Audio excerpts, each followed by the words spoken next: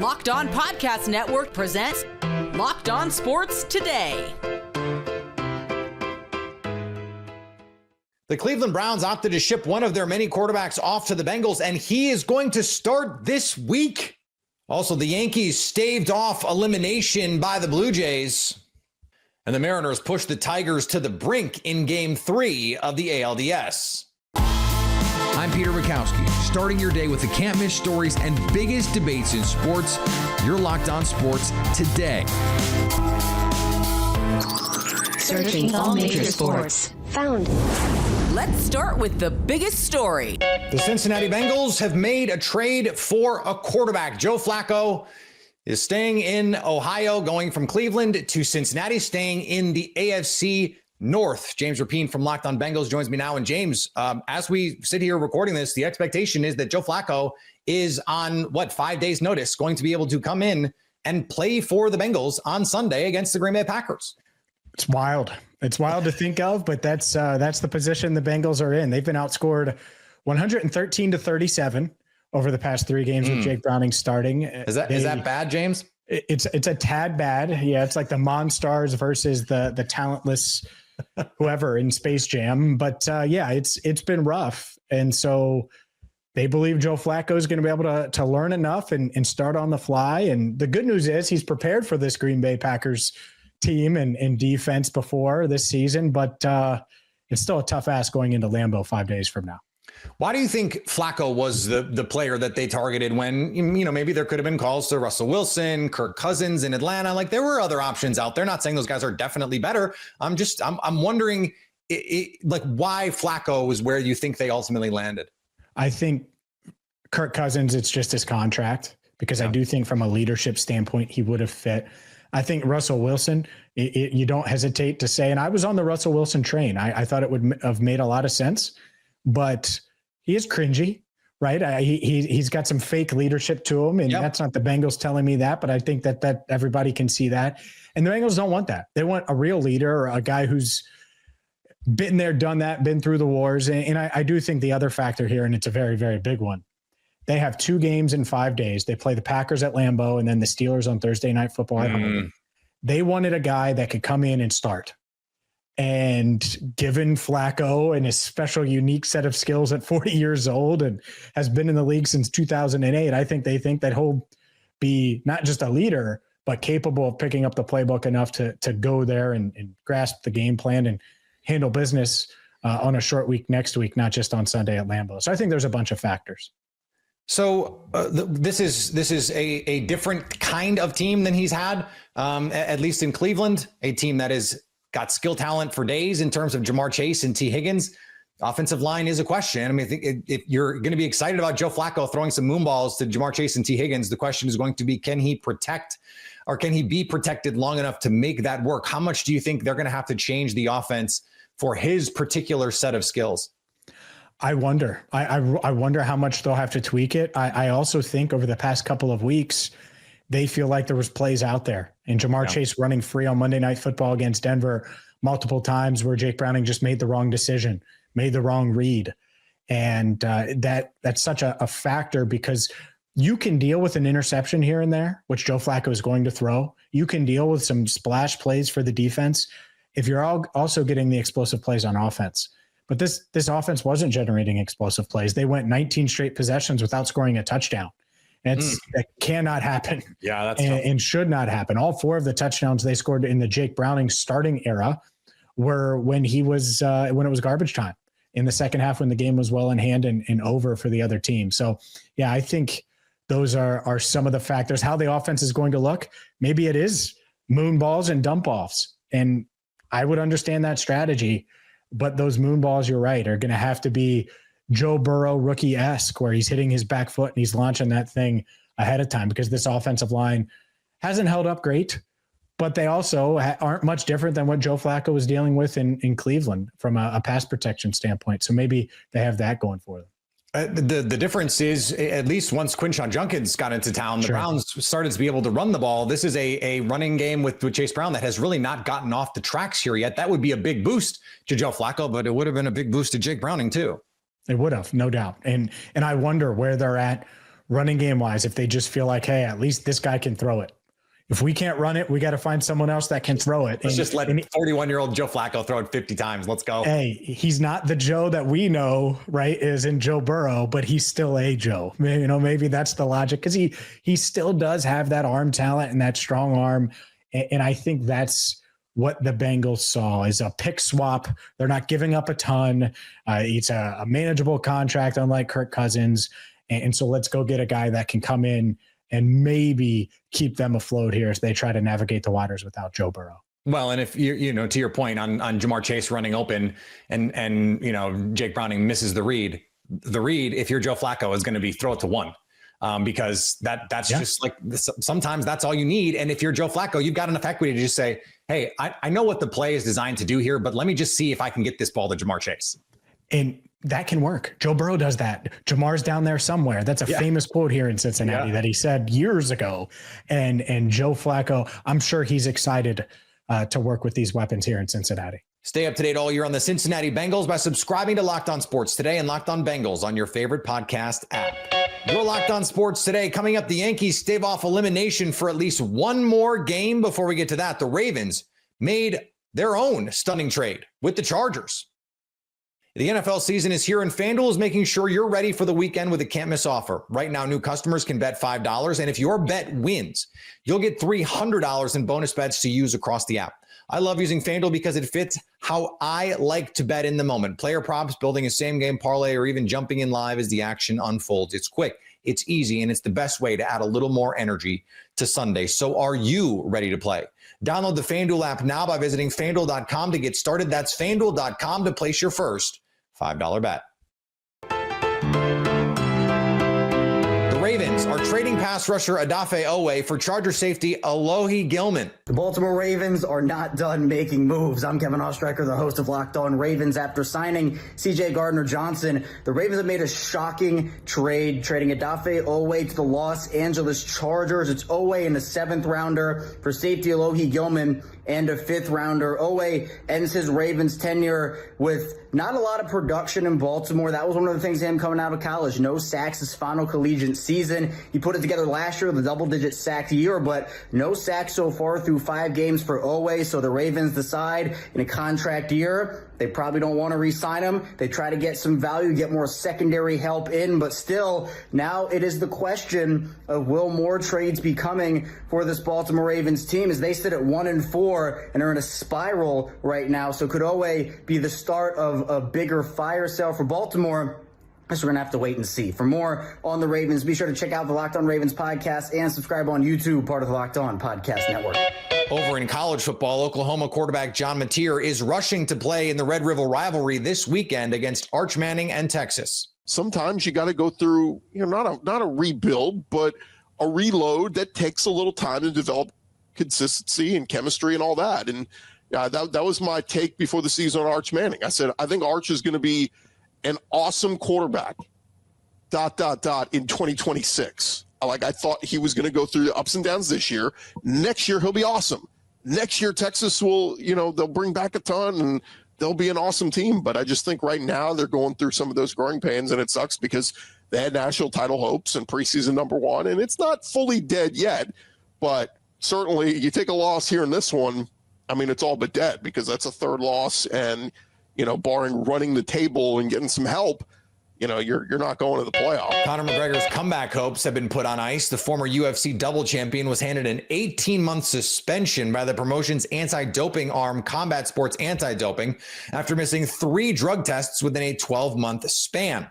The violations, classified as whereabout failures, date back to mid-2024, meaning McGregor won't be eligible to return until at least March of 2026. The CSAD cited his cooperation in injury recovery and reducing the standard 2-year sanction. The suspension comes just as McGregor had been pushing for a spot on the UFC's highly publicized White House card next summer. But that campaign will now have to wait.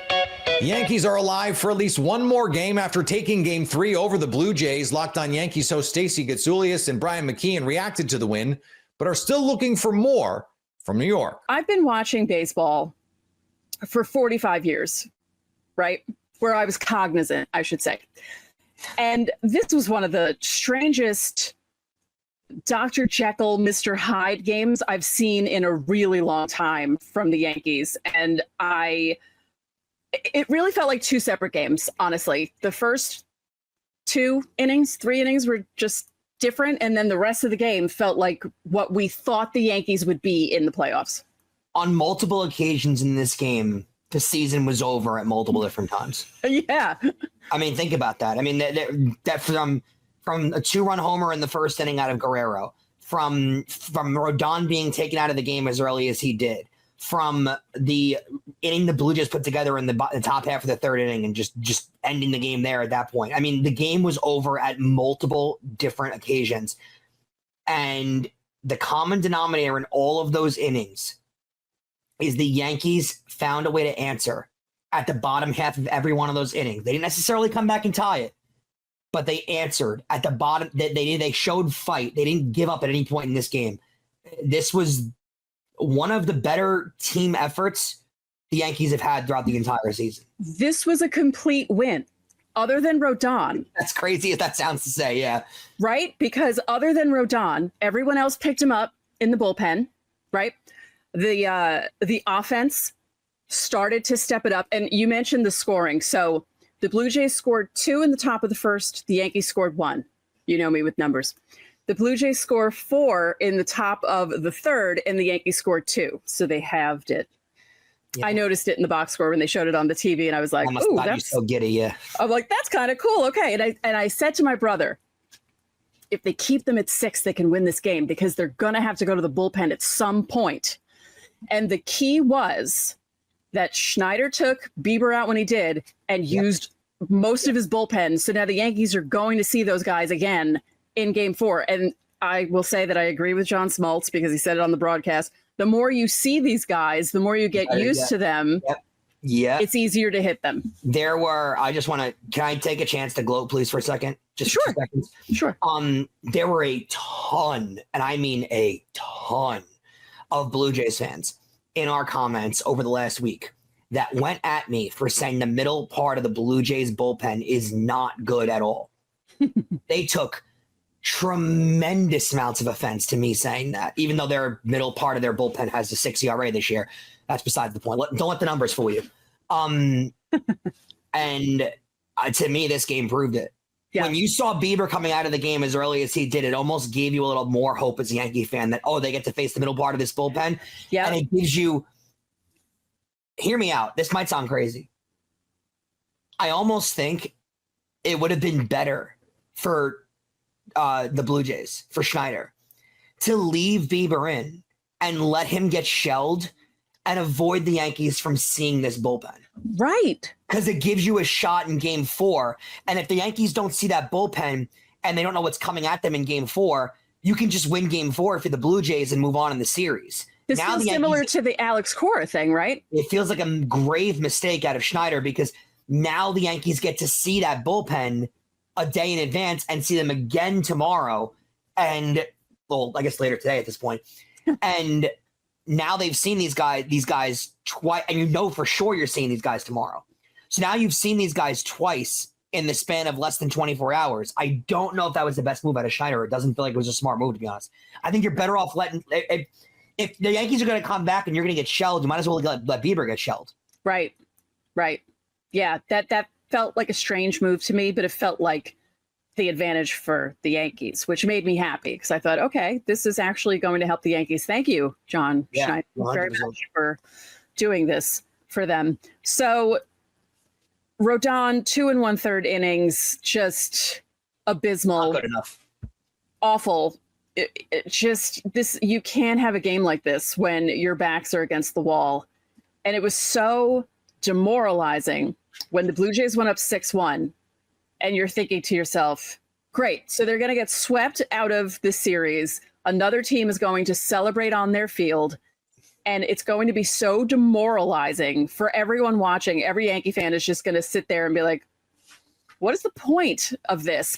Plus, not only that, there were a couple of plays in the beginning of the game, Jazz not throwing the ball to home fast enough, and I'm not going to really blame Bellinger, but there were a couple of plays where you were just like, oh, they're doing it again. They're playing with horrible fundamentals. They're not doing what you want them to do. The starting pitcher came out and just basically took a big pile of excrement on the pitching on the fan base, right? And it just felt like it was going to be one of those losses. Yep. Then the bottom of the third happens, and when they halved the score and made it 6-3, that's when I thought to myself, all right, it's still really early. If they they're fighting. If they can keep them at 6, maybe they have a shot. And boy, did they have a shot. My goodness, what a turn. Stay up to date all year on the New York Yankees by subscribing to Locked On Sports today and Locked On Yankees on YouTube or your favorite podcast app. Coming up, the Tigers and Mariners fought through a rain delay in Game 3. Tigers battled it out between rain delays, and Seattle came out victorious. Locked On Mariners host Ty Gonzalez celebrated the win and looks ahead to a huge Game 4 later this evening. I hate that I think like this. I really do. It's not healthy. It's not the way that you should. I kept thinking when they were up 8-1, not that they were going to blow it. And guys, it's so funny the way we panic about stuff. Like you give up 3 runs. And it's still a grand slam. I get it, especially in the postseason too, right? Like everything is just heightened so much. But that's also what I hate is that I keep thinking this series should be over. This series should absolutely be over. If you play a better game, if you don't make that massive mistake Dan Wilson makes, you sweep. And some people brought up to me that like, hey, you don't know that. Maybe things go different on Sunday because you win. Maybe the Tigers managed that game differently. Whatever. I can't help but think it, but that's unhealthy. Let's talk about something that is healthy. This team played an excellent baseball game today. Excellent. It was so fun to see so many different contributors in this one because let's be honest, it was 2 guys who were, well, three guys who were contributing for you, not including the starters, but especially offensively. There were so many good at-bats tonight. Even the ones that didn't end up with hits, there were a ton of great at-bats tonight. The bullpen, sans one guy, pitched outstanding today. Logan Gilbert was absolutely fantastic. Now you're 1 win away from going somewhere that you haven't gone in 24 years. And how many times have we said that now this year, Anders? It's been 24 years since we did this. It's been 24 years since you did that. You might as well add one more to it, so then you're 1 step away from doing something that you have absolutely never done. This was an awesome win. Awesome win. Man, there's a lot of good shouts for Unsung Hero, which we'll get to by the end of this episode. So comment in the live chat who you guys think your Unsung Hero of the day was. Overall, let's start with the start. Logan Gilbert, man. His split and his slider was working today. I was a little worried about, I don't want to say – maybe I was, in hindsight, wrong to be as worried as I was about him going into today because he actually does better against lefties than any right-handed pitcher in the Mariners, staff. So, the Carpenter leadoff thing that everyone was talking about did not end up mattering whatsoever. Riley Green has still struggled in this series, and in part because Logan Gilbert was so nasty today. But man, he was so good. Good to see him get some efficiency too, which is something we haven't really seen a ton this year. He could have gone longer. I'm surprised they didn't with the lead, but I don't mind the urgency to be like, nope, we got to close this out like we normally do. And it ended up working out. But talk about Logan Gilbert's outing today. He was awesome. He was absolutely awesome. And the key for Logan Gilbert all year has been avoiding the big inning, avoiding that one inning that takes away. If you go 6 innings and you have 1 bad inning, it can turn a great start into a mediocre start. If you go 5 innings and if you have 1 bad inning, it can turn a solid start into a pretty below average one, so on and so forth. Well, there was 1 chance for a big inning, 1 chance, and he was able to get through it. With runners on first and third, he makes a terrific pitch on what should have been a double play to get you out of the inning, but you're up 4-0. There's runners on first and third, 1 out. The one guy that really scares you on this offense right now is Kerry Carpenter, the one guy that you feel like, ooh, this guy can do some damage right now. I'm not afraid of anybody else on that Tigers team. I'm sorry.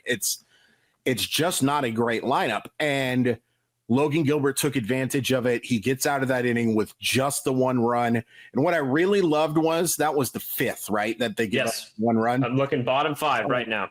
And then the sixth inning, he just absolutely shoved. Absolutely shoved. He did not take that inning with him whatsoever. Just an awesome ace-like performance from the guy who has the best ace ability on your staff. And there's a lot of guys who are capable of doing really good things on this staff. But when Logan Gilbert's on, and particularly when he has that splitty working, he's just so difficult to hit. And he was absolutely outstanding tonight. And you know what I love too? Because he was so good and efficient today, if you need him for game 5, Logan Gilbert's going to be there. Logan Gilbert is going to be available for if you need him for game 5. Here's hoping that we don't. Here's hoping we can save him for game 1 of the ALCS against either the Blue Jays or Yankees. Still kind of looking like the Blue Jays, but yeah, Logan Gilbert was phenomenal. Yeah, and you mentioned the 5th inning going into the 6th inning. I just want to point out how, and so much in baseball, you can look at individual performances, right? And it's understandably so. It's probably the most individual team sport of all the major American sports that you have.